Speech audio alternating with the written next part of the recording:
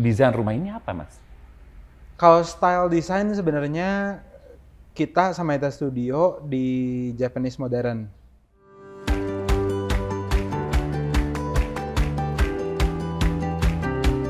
Kembali lagi di acara Takolab bersama Budadi Saputra. Di acara Takolab ini saya berada di Pasteur, Bandung, dan di belakang saya ada sebuah rumah yang dimiliki oleh seorang content creator PJ atau Laisti, di mana baru saja selesai dibangun oleh seorang arsitek muda. Sama-sama kita ke dalam untuk ngobrol-ngobrol bersama arsitek mudanya untuk lebih jelas. Let's go!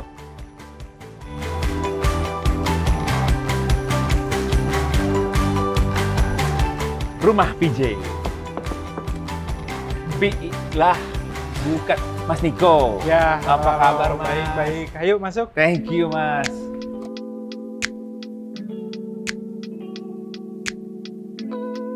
Mas Niko, ya akhirnya ketemu di Bandung nih. Founder dari Samahita Studio. Ya. Untuk mendesain rumah ini, awalnya gimana sih, Mas? Jadi paling pertama kita ngelihat layout rumah pertama, layout rumah lamanya kayak gimana. Sudah itu baru kita ngedesain supaya kan pertumbuhan rumah ini yang adalah rumah tumbuh ini jangan sampai nabrak sama Yang existing. Existing. Kalau gitu desain rumah ini apa, Mas? Kalau style design sebenarnya kita sama Ita Studio di Japanese Modern. Termasuk rumah ini. Termasuk rumah ini. Kenapa memilih itu? Kalau saya pribadi karena memang saya senang sama style Japanese Modern, tapi juga selain itu saya ngerasa style Japanese Modern cocok banget sama orang Indonesia. Karena kan Japanese Modern semangat yang dia bawa kan lebih ke functionality, simplicity, udah gitu practicality.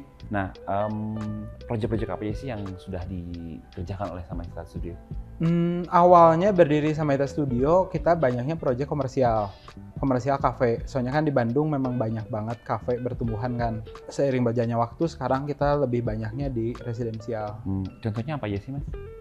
Kalau komersial 2013 proyek pertama kita Beehive Cafe yang ada di Dayang Sumbi. Sudah itu kalau komersial kita yang lain, yang terbaru kita ngebikin Fitzroy Cafe yang sekarang jadi Brunswick Cafe di Dago Pakar. Terus juga yang baru-baru ini Royal Dynasty Restoran di Sudirman, Bandung.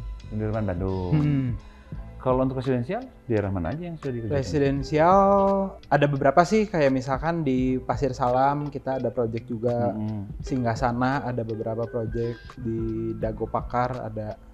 Kalau rumah ini project juga dari Samahita Studio, berapa lama nih? Project ini tuh start di 2021 pertengahan. Udah gitu mungkin baru dihuni sama mereka 3 bulan inilah ya, dari April. 3 bulan berarti baru. Boleh ajak saya turun nggak nih? Boleh, ayo. Kita langsung lihat-lihat aja semuanya. Oke, let's go.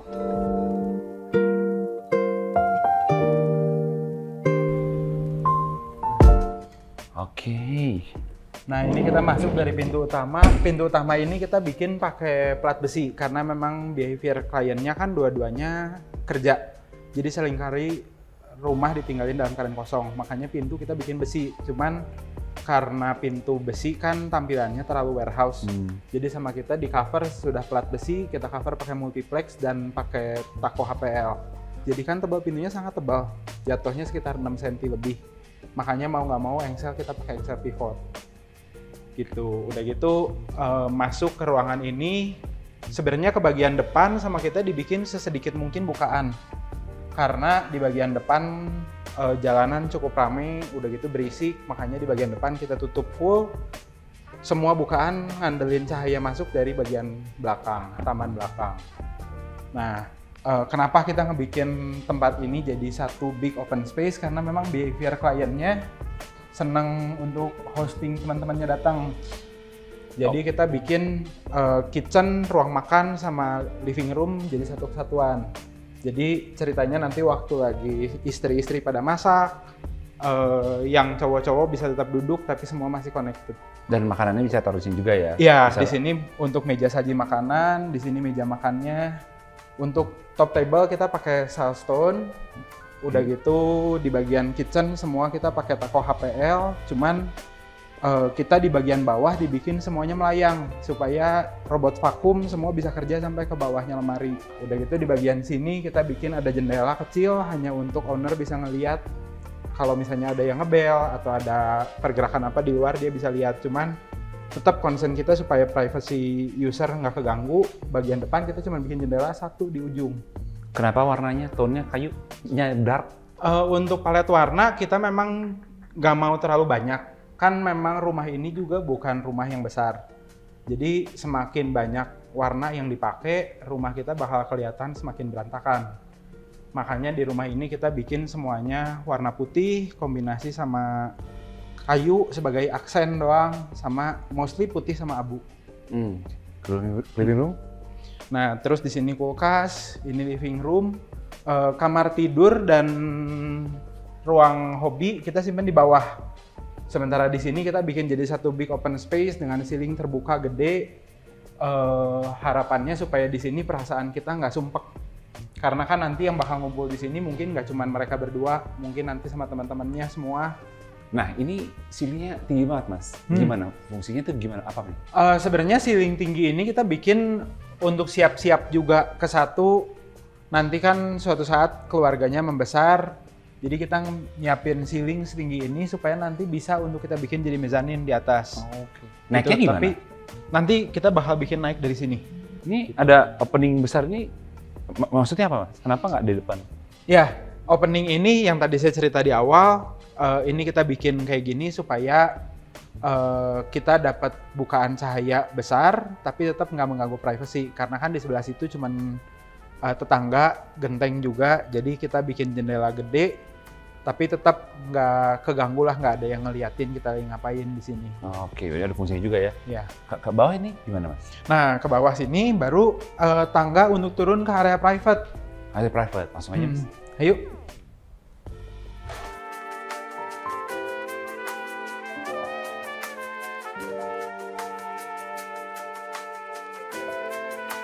Nah, di sini ruangan untuk ruang hobi sama ruang olahraga. Jadi kebetulan kan memang ownernya content creator juga. Jadi di sini kita bikin satu big space terbuka kosong untuk dia bikin konten-kontennya dia. Udah gitu di sini juga ada tempat duduk lesehan untuk dia edit-edit video pakai laptop. Hobinya juga seperti olahraga ya? Ya, di sini ada treadmill, sama di sini ada TRX juga kita siapin. Oh, kuat nahan beban berarti ya? Kuat, karena ini udah connect langsung ke struktur utama bangunan. Oke, nah Gitu. material gimana, Mas? Untuk material kita di sini pakai tako vinil lantainya. Karena kan sebenarnya bangunan ini tuh, ruangan ini posisinya semi basement. Di sini udah ada dinding penahan tanah dari beton, terus sebelah situnya udah tanah. Jadi ruangan ini tuh ada kecenderungan bisa lembab, meskipun kita udah amanin pakai waterproofing dan segala macam. Cuma tetap karena lantainya agak bawah, takut ada air tanah naik, jadi di sini kita pakainya vinil. Karena vinil dibandingkan parket, vinil lebih tahan terhadap air. Nah, di sini kita simpen storage untuk barang-barang mereka. Jadi berantakan ya? Ya, jadi nanti waktu lagi dia tutup, semuanya tetap Rapi, betul ya, Ya. tugasnya itu emang. Oke, materialnya baik lagi nih, multipack Sama PL, tako, nih. Ya. Oke. Itu ruangan apa? Nah, di sini pintu masuk untuk masuk ke kamar tidur utama mereka. Oh, ruang private-nya lah kasarnya. Ayo kita lihat. Waduh, keren, nyaman. Nah ini kenapa? Bisa nggak desainnya gimana, Mas? Nah, di bagian sini karena memang ceiling juga kita bikin rendah 2,40 meter. Ceiling dibikin rendah, pertimbangannya supaya HPL dan segala macam, HPL multiplex semua lebih efisien pemakaian bahannya. Oke. Gitu, dan karena ceilingnya rendah, jadi otomatis semua furniture sama kita dibikin agak lebih rendah. Karena Gitu. buat kesannya biar masih tinggi. Iya, supaya kesannya tetap tinggi. Makanya juga kalau kita lihat gaya-gaya Japanese modern style, semua dibikin gaya-gaya rendah, duduk melantai. Karena itu, karena kita bikin ceiling rendah, jadi otomatis semua aktivitas dibikin lebih rendah. Oke, materialnya? Untuk material sendiri kita pakai semuanya multiplex sama tako HPL juga. Di sini ada meja TV, ruang kamar tidurnya di sini, sama di belakang situ kita bikin ada walk-in closet. Saya dengar pemiliknya udah datang tuh. Ya, Boleh betul. saya ngobrol dulu sedikit sekarang? Ayo kita samperin aja di atas.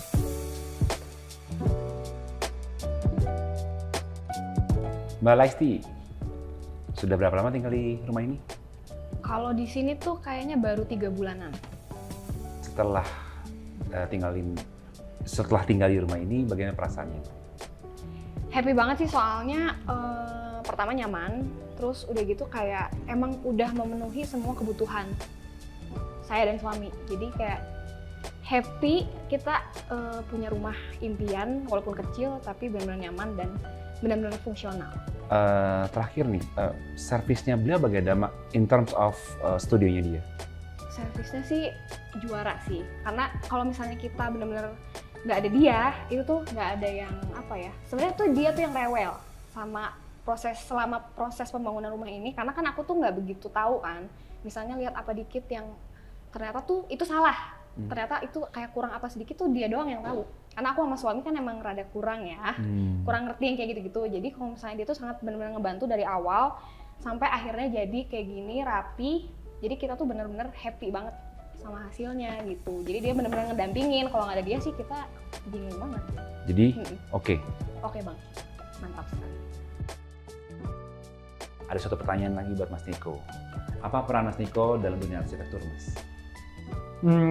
Kita percaya bahwa semua kalangan berhak untuk mendapatkan quality living, rumah yang layak. Karena itu kita di dunia arsitektur ini sama Hita Studio nggak membatasi luasan, nggak membatasi budget. Kita berasa semua orang memang harus bisa dapat hidup yang layak. Keren Mas semangatnya. Baik teman Tako, jika ingin melihat proyek-proyek dari Samahita Studio, bisa lihat di mana Mas? Langsung aja follow IG kita di @samahita_studio, sambung semua tanpa spasi.